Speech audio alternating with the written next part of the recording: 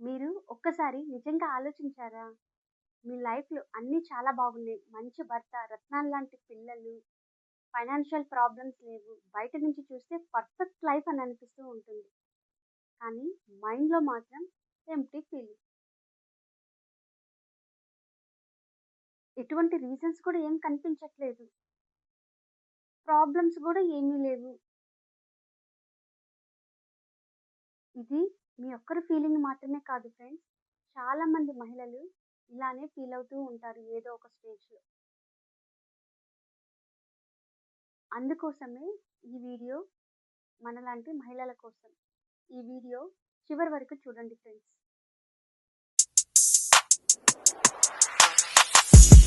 అందరికీ నమస్కారం. నా పేరు Vidyadhari. Welcome to Vidyadhari J talks.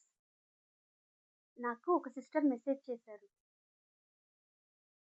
ఆమె పేరు చెప్పలేను. ఆమె స్టోరీ గురించి మాత్రం మీతో షేర్ చేసుకుంటాను. ఇది చాలా మంది మహిళలలో ఏదో ఒక స్టేజ్‌లో ఇలా ఫీల్ అయ్యి ఉంటారు. ఆమె ఇలా చెప్పింది. అక్క, నేను నాకు మంచి భర్త, మంచి పిల్లలు, హ్యాపీ లైఫ్. ఫైనాన్షియల్‌గా కూడా ఎటువంటి ప్రాబ్లమ్స్ లేవు.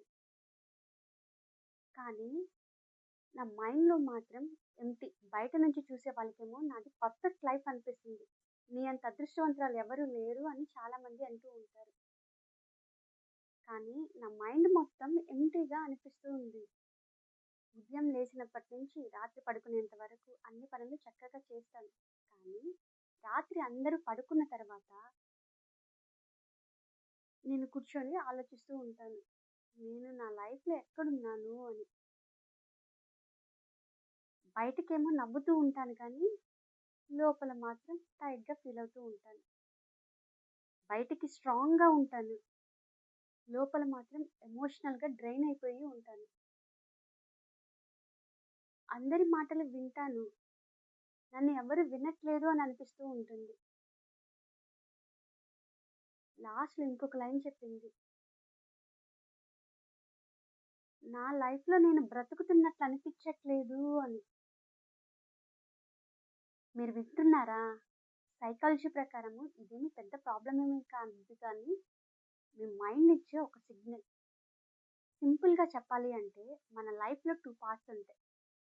బయట లైఫ్ ఏంటి అంటే ఫ్యామిలీ, వర్క్, రెస్పాన్సిబిలిటీస్.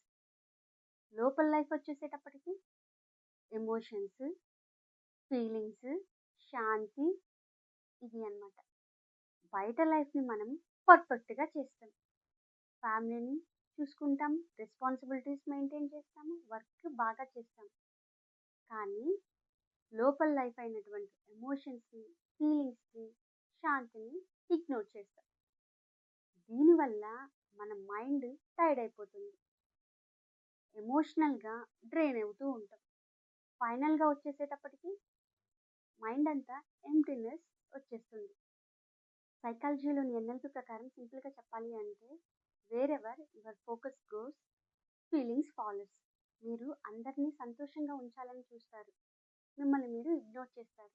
అప్పుడు మీ మైండ్ మీకేం చెప్తుంది తెలుసా? మీరు ఇంపార్టెంట్ కాదు అని.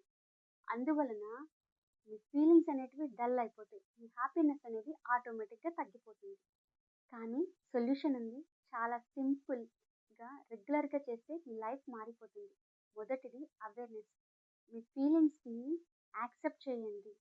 మీ మైండ్ ఎంప్టీగా ఉంటే అది యాక్సెప్ట్ చేయండి. అదే first starting point. 2, 10 minutes rule. ఒక 10 నిమిషాలు కామ్‌గా కూర్చోండి. సైలెన్స్‌గా. ఫోన్ లేకుండా, ఎటువంటి డిస్టర్బెన్స్ లేకుండా. మీ మైండ్ కొంచెం కామ్ అవుతుంది. 3, ఫోకస్ షిఫ్ట్. మీ గురించి మీరు మీతో మీరు ఒక క్వెషన్ అడగండి. అది చిన్నదైనా పర్లేదు. దీని ద్వారా మీ గురించి మీరు తెలుసుకోవటం స్టార్ట్ చేస్తారు. 4,